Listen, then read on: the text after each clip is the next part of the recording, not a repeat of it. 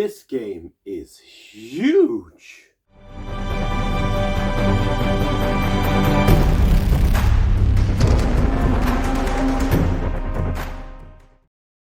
Have you ever thought to yourself that one day when I grow up, I want to be a monster hunter?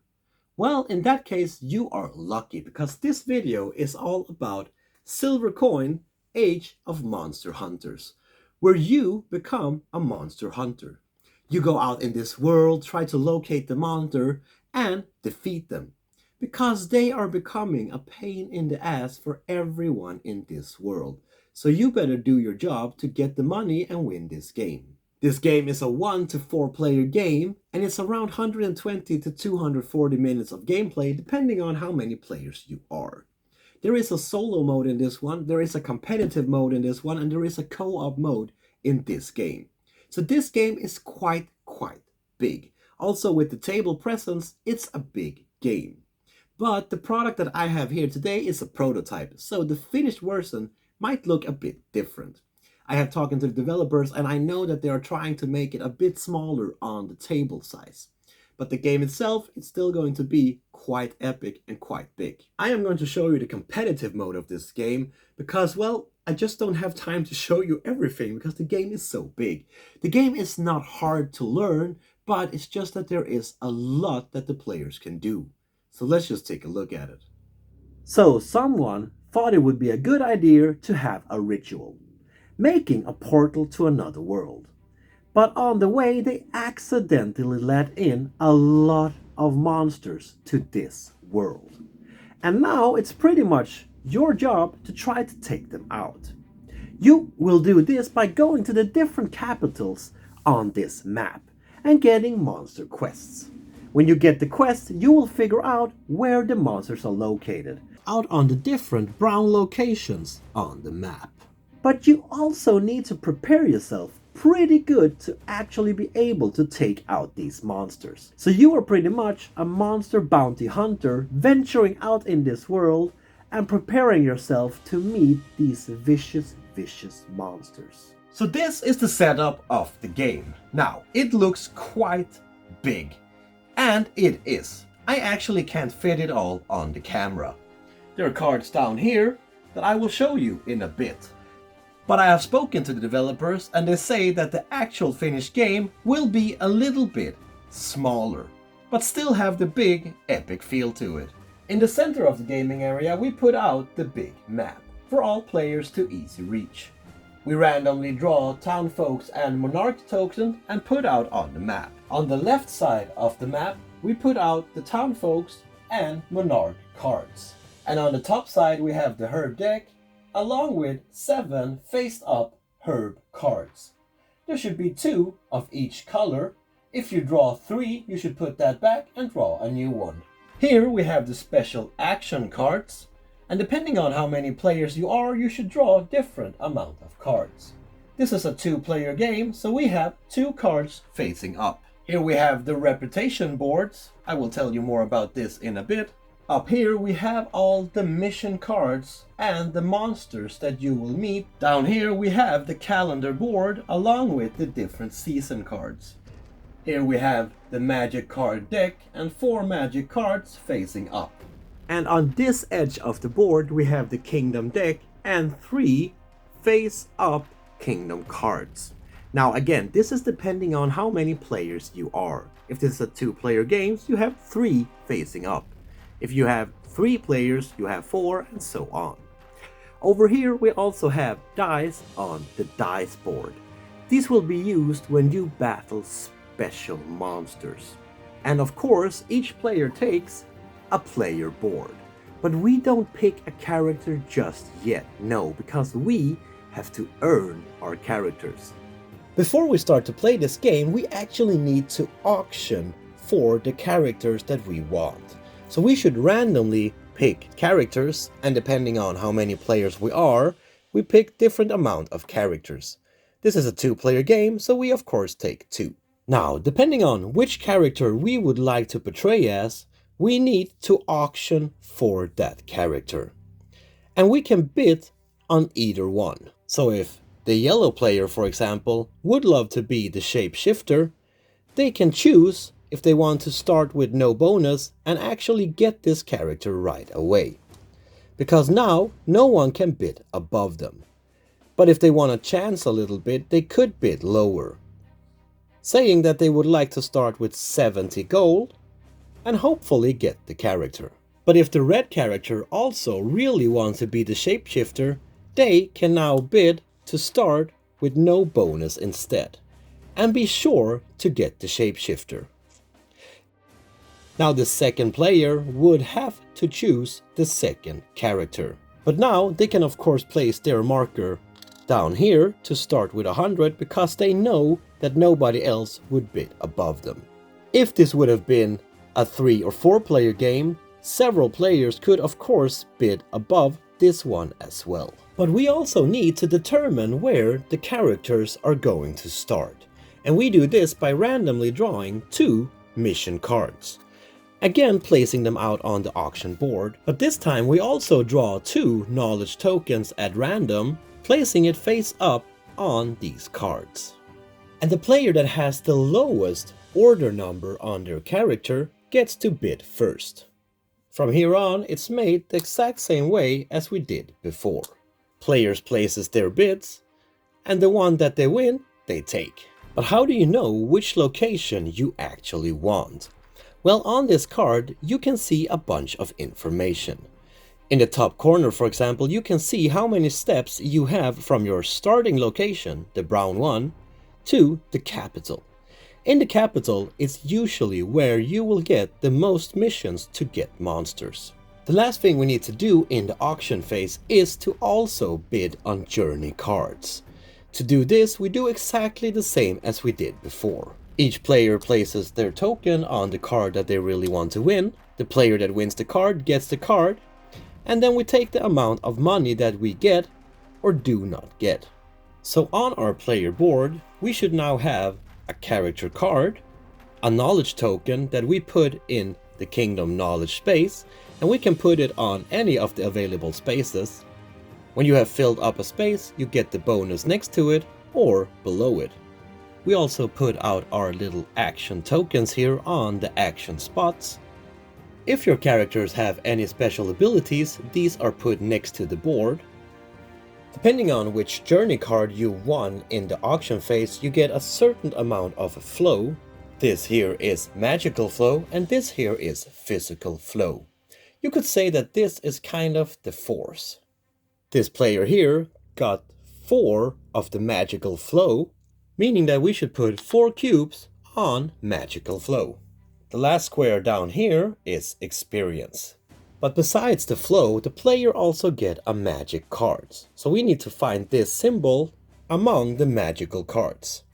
Looking like this one here, for example, air magic, matching the other symbol. We need to determine the turn order of the players, but also where they start on the reputation board. To do this, we need again to look at the character cards. Remember I said they had an order number up in the left corner? Well, this also determines who gets to go first. The one with the lowest number is number 1. In this case, the Chronomancer has the lowest number. So he gets to go first on the turn order, but also on the bonus reputation track. On the world reputation track, each player starts at 0. We're almost done with the auction phase. The last thing we need to do is to place out our little figures here on the board. Remember you auctioned out for a location in the start of this phase? Well, now we place out the mini on that spot. We need to look at the card and find the brown little starting spot. Now we know where we should place our miniature. And we take it and we place it on that spot. That was the auction phase. We first bid for our characters, then we bid for the location, and then we bid for the magic cards and flow. Now, this might seem like a lot, but it's only done once, in the start of the game. Now we have done that, we have our characters, and we move into the actual gameplay.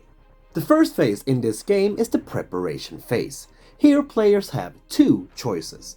They can either choose to play cards from their hand, or draw cards from the Kingdome draw pile. And they can choose to draw a card from the shown cards on the table, but they can also choose to take a card from the draw deck. Here they draw in blind, but you don't know, you might get something better that's shown on the table. And since we don't have any cards on our hands during the first round, we need to draw cards. But if we had cards on our hand, we could actually play these cards now to get some bonuses. As you can see, on these cards we have symbols up in the left corner. But we also have symbols in the middle of the cards in different colors. These are the different Kingdome colors. These are the different bonuses you can get. Here we have the reputation action, the experience action, flow action, and movement action. If you play cards with the same color, you can trigger up to 4 different actions. But you could also choose to play any number of cards with different colors, but with the same action symbol, meaning that here you would do the move action 3 times. But what do the different actions do? Well, it's not that complicated. The reputation action, for example, the one with the thumbs up, you simply count the amount of thumbs you have on your cards, and then you move up that amount on the reputation board. Starting with the world reputation track. Take your token and you move up that amount of thumbs that you have on your cards. Then you do the same thing down on the bonus reputation track. You take your token and you move it up the amount of steps that you have thumbs. But why do you want reputation? What's good about reputation? Well, the reputation is, your reputation in the world and how people like you, really. When you move up, you get certain bonuses. For example, the heart here will give you a health potion. But the ship over here will give you a ship ticket that you later can use to take the ship. But down here on the bonus reputation track, once you get up to the end of the track, you get a random bonus that is pretty strong. It could be a special action card, it could be a potion, knowledge, but it could also be an extra turn. The experience action will get you experience, and there is no limit to how much experience you can have. Once you get experience, you simply take the little tokens here and you place it on your experience space on the board. Depending on how many stars you play, you get different amounts of experience cubes, of course. If you play 3, you get 3. If you play 4, you get 4. These experience cubes can later be used to re-roll dice, buy the other colored dice, or learn magic, and so on. You can use this to a lot, so they're kind of important for your gameplay. You can also play cards to get flow, but to determine which type of flow you get, either physical or magical, you need to look at your character card, and also which color card you played. If the Chronomancer here, for example, plays this card here, he needs to find this Kingdome color on his player board. We can see that it is up here below the magical flow, meaning that this color flow will give him 2 magical flow. And then we have the move action, which is really not that hard at all. You simply take the amount of movement points that you get from the cards, and then you move your character that amount of steps. Out on the map you have the black roads and you have the different stops on the way. And you simply move your character 1 step per spot on the map. There are also some secret passages in this game, and some characters can take them right away from the start of the game, but other characters have to learn them. But before we make our movements, we actually need to look at the current weather as well. And as we can see, it's raining. So we have -1 movement. That was phase number 1, the play card phase. Now we have played our cards, we have gotten our bonus actions, and now we move into the actual action phase. This is where we do actions either on our board or out on the global map. At the bottom of our player board, you can see that we have some available actions. To do an action, we simply take one of our available tokens and put them at that spot. This action here will let you play Kingdome movement cards and take the action once you get there. Meaning that here you could move the 4 spaces and then do the actions in the capital. This one here is movement. I've already shown you land movement, but you can do more. If you are located in one of the capitals, you can go by boat. But to do that, you would need to have a ticket to get on the boat. You only need 1 ticket to get on the boat and then use your movement actions to move in the sea. You can also choose to teleport your way around the map to cover huge distances in no time. Some characters, they have this on their character board. Other characters, they need to buy magic cards or have some type of other equipment to be able to teleport. Remember I told you about the weather before? This only occurs when you move on land. So when you go by boat or teleport, well, the weather have no effect. The action here will let you do a location action. But what can you do at the different locations? Well, at the capital, you can do a lot of things. For example, you could go to the docks to take the ships out into the big world. But you can also go to the merchant to buy some cards from the market. This is some of the market cards that are available for you, but you could actually choose to buy any card from the market deck. And this is the amount that they cost to buy. Down here you have the benefit you will get from buying them. You could also go out in town and visit some of the different town folks that are located in the town you're at. These town folks will give you different benefits that you can use in your gameplay.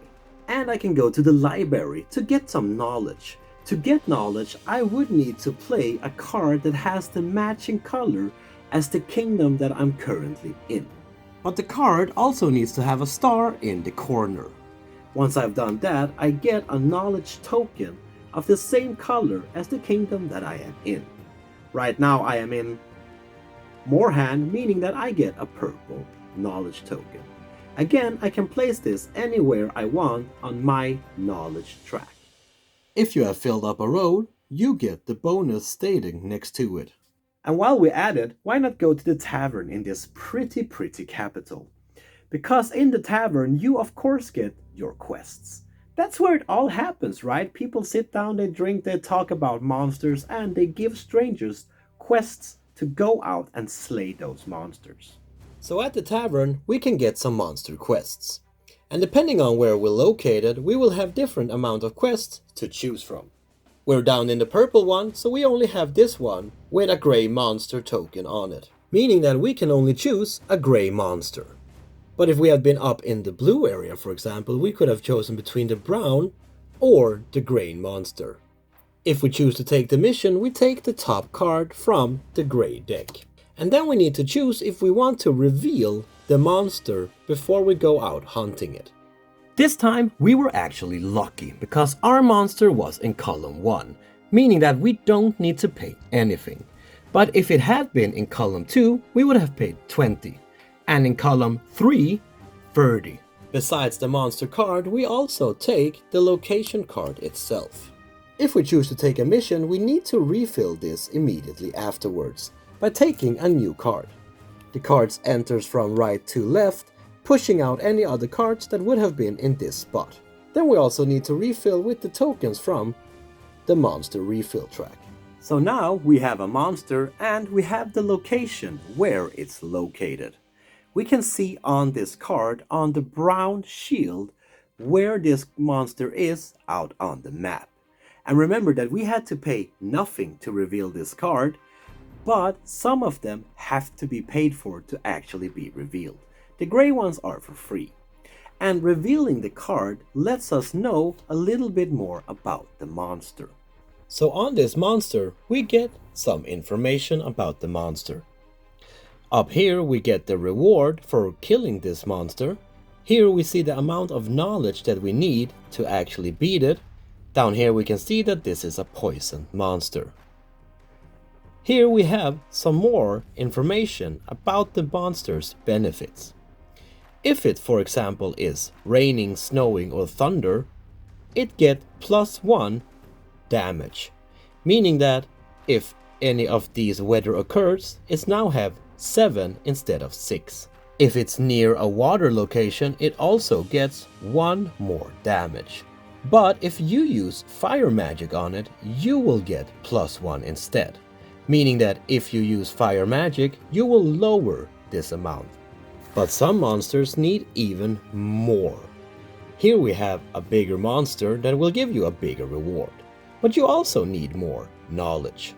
But if you only have 5 knowledge in this kingdom, it doesn't mean that you can't fight it.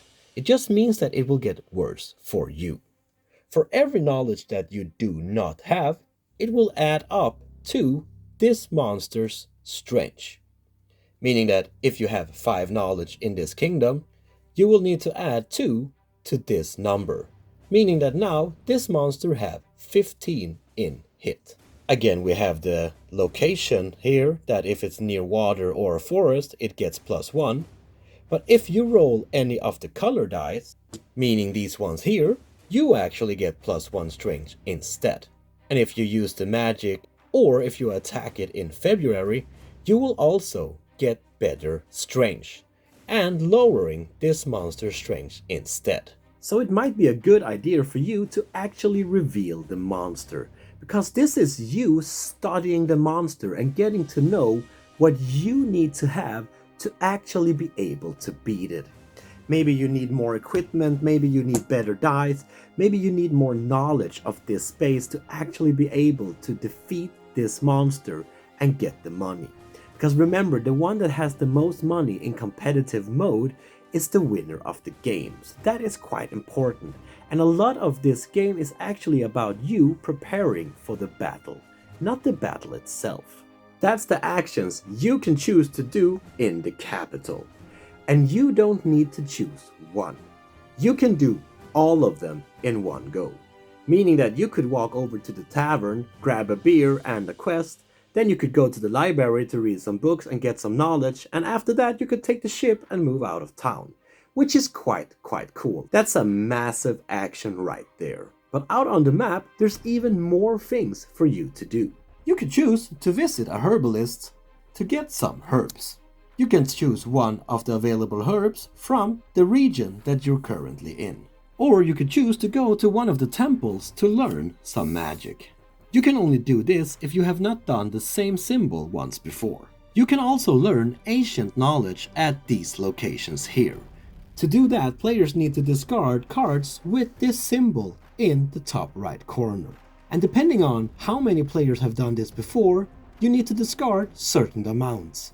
The first player to visit an ancient temple discards 1 card. The second one 2 cards, and the third one 3 cards. If you are 4 players and you have still not visited a temple, well, too bad. The last location action available for you on the map is of course to go out and find your monster and then attack it. To attack a monster, you simply go to the location that the monster's at and then you start your battle. To battle a monster is really not that hard. Once you have calculated in everything that I showed you before, the knowledge of the weather conditions, your own magic, you got an amount down here.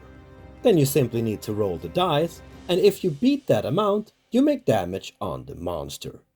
If you get the same amount as this here, nothing happens, but if you get less than this amount, you get damaged instead. The monster's life points are here, and once this monster has 2 damage, you have defeated it.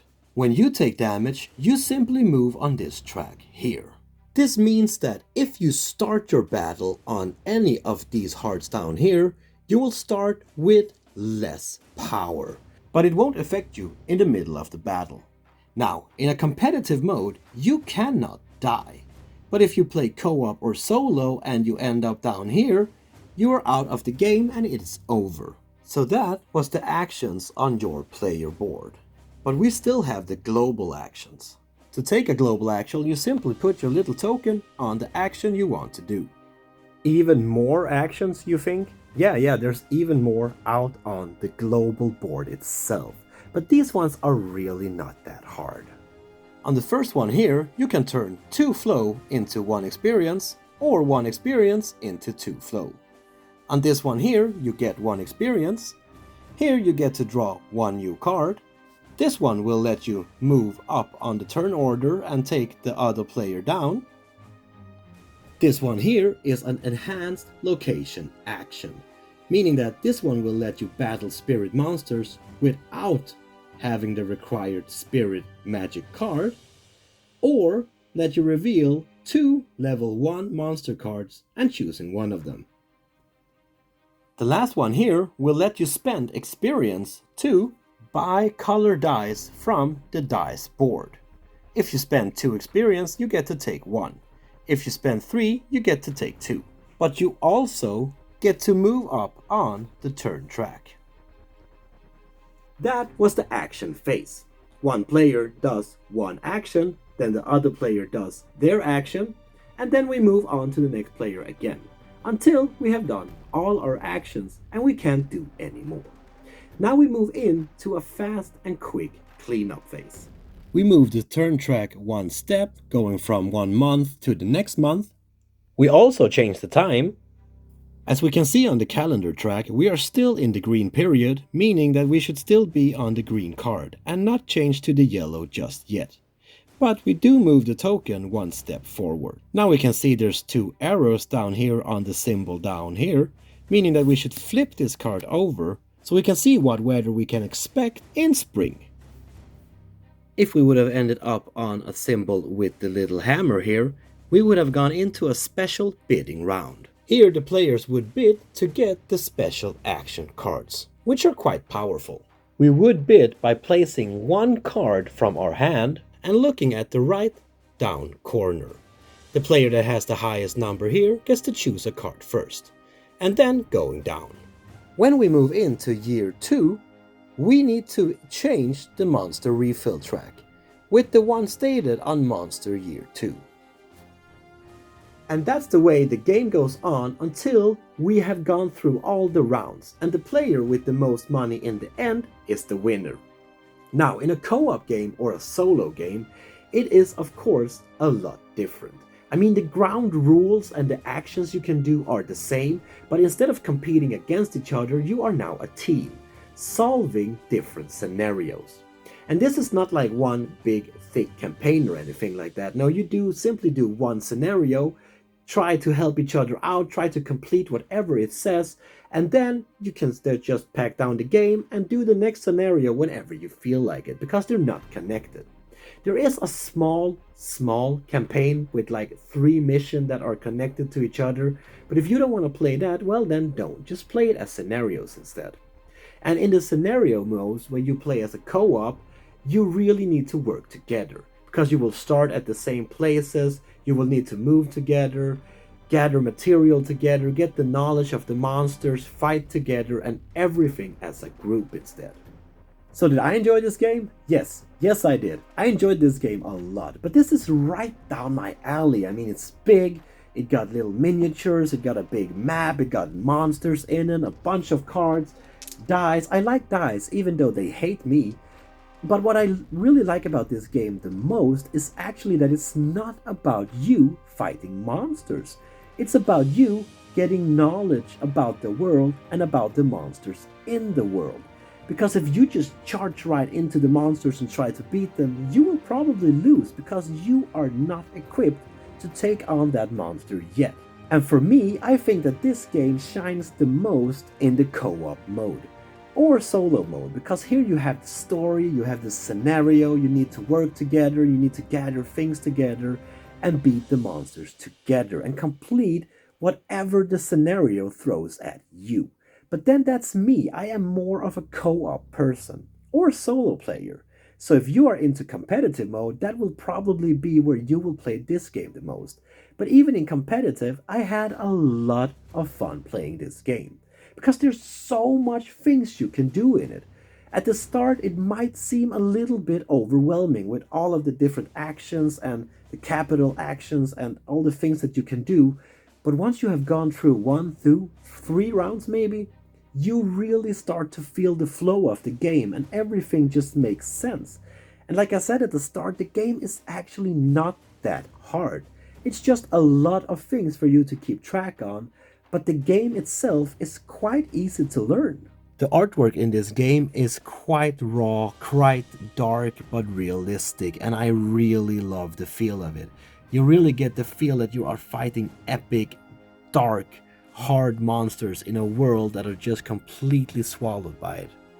This is of course just a prototype, so I only have 5 different characters here, and one of them, as you can see, the artwork is not done yet, but on the one that are, it just looks so great.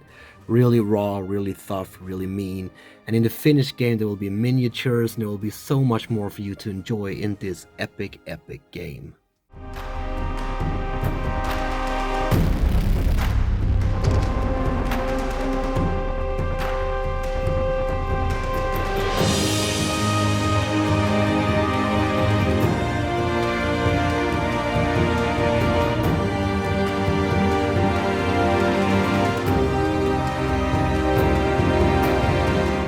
There you have it, my friends. That was Silver Coin, Age of Monster Hunters for you. This game is epic. It is huge. There is so much things you can do in this game. I have only showed you the actions you can do, the different phases, but all the characters, they have their different special actions. The monsters, they have special things that you need to have to be able to complete them. I mean, I haven't even gone through the co-op mode and the solo mode here. You have the scenarios, you have a thick story, you have a lot of lore in this game. This is out on Kickstarter soon, and if you want to check it out, there will be links down in the description. The game is absolutely epic. I really enjoyed this game. So if you're into big fantasy mode games, well, check this one out. It might just be for you. But there you have it, people. That was the video for this week. If you enjoyed this, please give me a thumbs up. Throw in some comments there for me what you thought about it. And until next week, people, please keep on taking care of each other and keep on spreading that board gaming love I know you all have. Peace.